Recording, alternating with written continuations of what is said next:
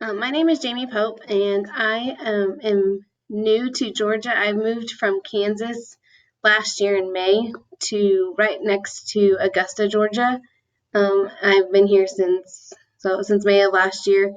I have 4 children. They are 11, 8, 6, and 4, and they keep me busy.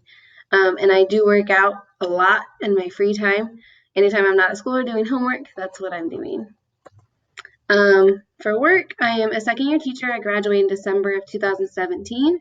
I do work in South Carolina because I am right on the border, and I teach 4th grade, and I absolutely love it, and I love my team. All right, so to get into our questions and what we read about, so why do politics influence schools, but did not necessarily move school leaders to take action based on politics?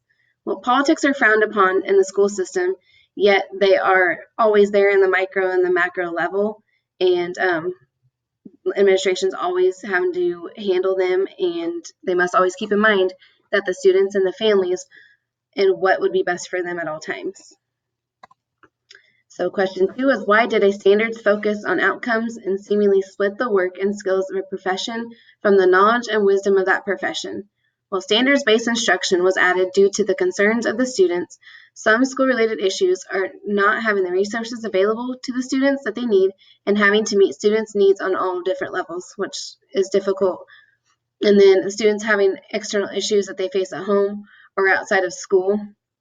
And then a leader must balance the knowledge and wisdom along with the politics in the school system. Leaders are also obligated to balance the constraints that a student might have. So a learning disability, behavior, maybe something going on at home, all different things that the leaders and teachers need to take into account. Question 3, why the standards evolved to explicitly call for school leaders' direct action.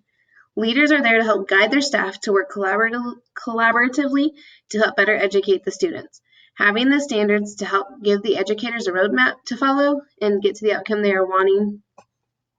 Like I have standards I need to follow. We don't have a set curriculum. We just have what standards there are, and we all work together to come up with our lessons. And that's a great way to have an open teaching concept versus having to follow a scripted lesson plan every single day. Why school leaders must become political activists on behalf of their students and their families. The school I work with at is a lower income school. Some parents and students do not have the ability to speak up for what they believe in. It is our job as educators and our administration's job as leaders to get our students and their families the help that they need academically and occasionally personally, when the parents or family members cannot do it for themselves. Why do politics surrounding educational policies provide the strongest connection between what school leaders feel and do and their abilities to strategically think about how to handle it all? The daily influences of politics for our leadership is so prevalent that it is impossible for them to not play a part in the decision making. The educational policies are there to help better the students. It is the administration's job to take those policies and implement them in a positive, constructive way within their schools. Being able to recognize my professional thoughts on politics in the schools. Being able to recognize the diversity in my classroom and knowing that all my students come from different backgrounds influence on how I will teach each of them. Also understanding that my own personal beliefs cannot be impressed upon them is important. Allowing my students to question different ideas and helps build their critical thinking. And then my personal thoughts. Not allowing my own political beliefs and influences dictate how I interact with others, but being aware that I do have political stances that may not be agreeable with everyone is important to me.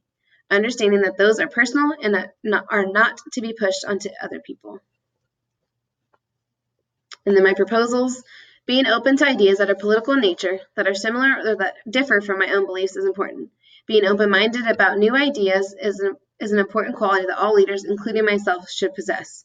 We are all in the teaching field to help better our students, and I'm open to ideas, political or not, that will better my students and my community.